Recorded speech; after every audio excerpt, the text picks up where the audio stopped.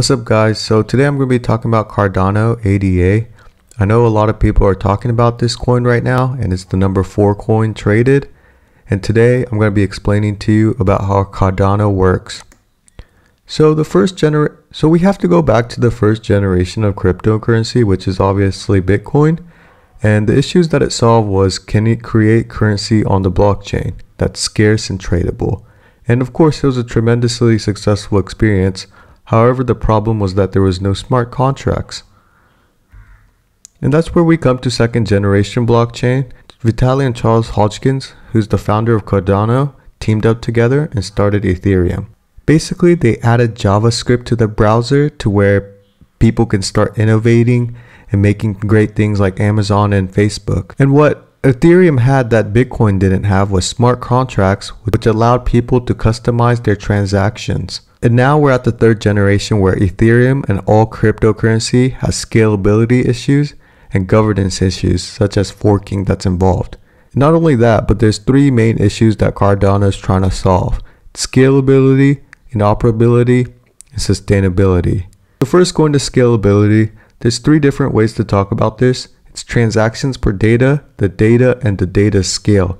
So a lot of people, they like to look at the transactions per second. They got this many transactions per second. It's a well-used way to market a coin, right? So just as important though is the data scale. So whenever a blockchain grows and grows, each user has to download a copy of it in order to get the full security node.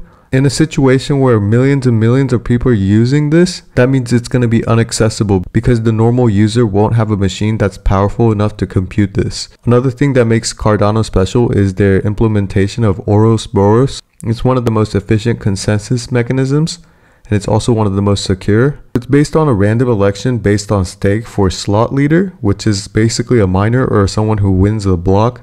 But it doesn't require many resources to create the block, which is amazing. And not only that, but they're able to maintain other blocks in the other chains. So as we talked about earlier, in terms of scalability, data size is really important. And there's 3 ways to kind of compress it. It's pruning, subscriptions, and compression.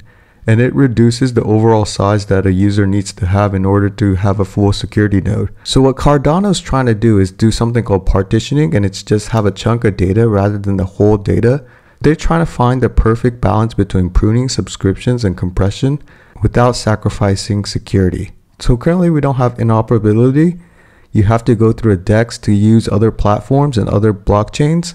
But that means we're going through a third party, and that's what also Cardano is trying to solve. So there's been this concept since a long time ago called atomic sidechain swaps. This theory is that there's a certain way to structure the data in a compression so that the systems are interoperable. So to have interoperability, they're focusing on the metadata, attribution, and compliance. And the metadata is the story of the transaction, and they're trying to figure out like how, when, and where privacy is necessary. So the same with attribution, which identifies and names the actors in a transaction. It allows the user to decide how and when to show the data. Also, compliance is KYC.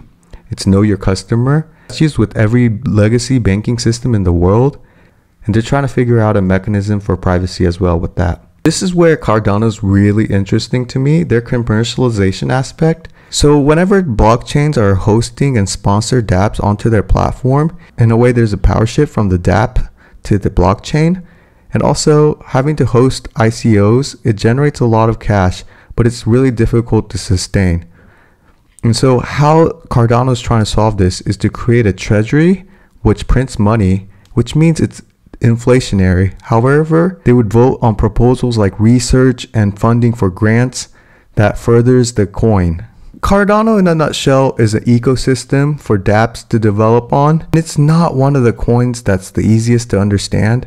I do think even if you watch this video, this is just a short explainer. You do have to do a ton of research on your own to fully understand the capability in Cardano. And yeah, there's still a lot of questions about this coin, but there's a reason why so many people are getting excited about ADA.